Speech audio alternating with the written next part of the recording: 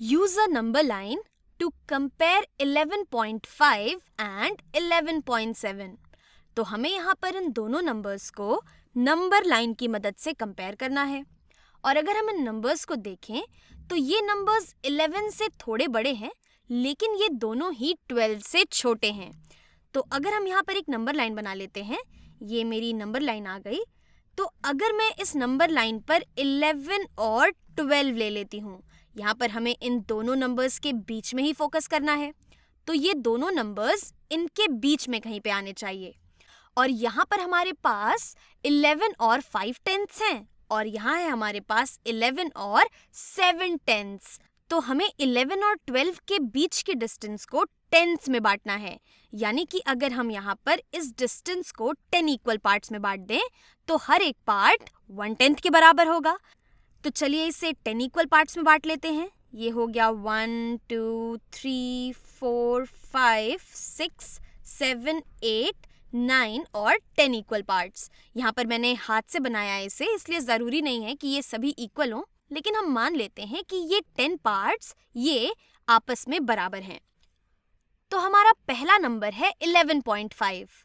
तो अगर हम यहाँ अपनी इस नंबर लाइन की बात करें, जिसे कि हमने 11 और 12 के बीच में 10 इक्वल पार्ट्स में बांटा है, तो इनका ठीक बीचों बीच वाला जो पार्ट होगा, यानी कि जो 5th पार्ट होगा, वो 11.5 को रिप्रेजेंट करेगा।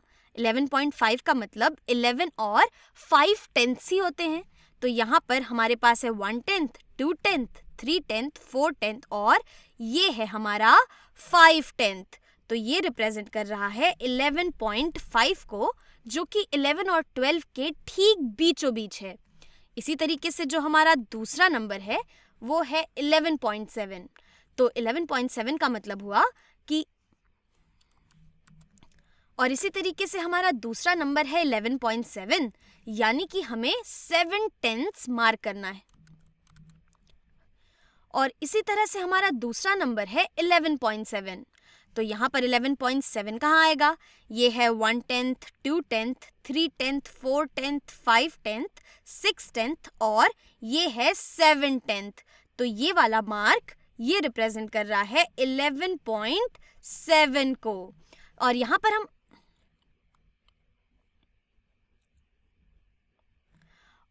पर हम इन दोनों नंबर्स को देख के कह सकते हैं कि 11.7, क्योंकि ये नंबर लाइन पर राइट में है 11.5 के कंपैरिजन में 11.7,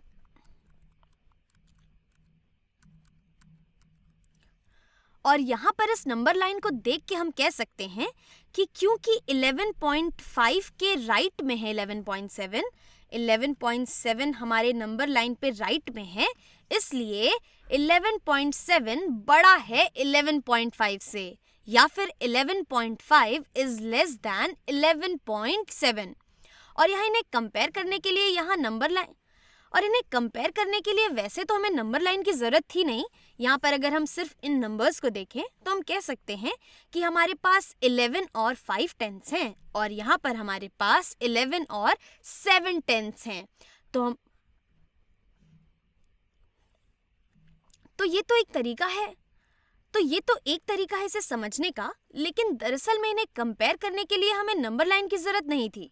यहाँ पर अगर हम इन दोनों नंबर्स को देखें तो हम कह सकते हैं कि यहाँ पर हमारे पास 11 एंड 5/10 हैं और यहाँ पर हमारे पास 11 एंड 7/10 हैं। और इसका मतलब हुआ यहाँ पर हमारे पास है 11 एंड 5/10 और यहाँ पर हमारे पास है 11 एंड 7/10। तो 5/10 7/10 से छोटा होता है, इसलिए 11.5 is less than 11.7।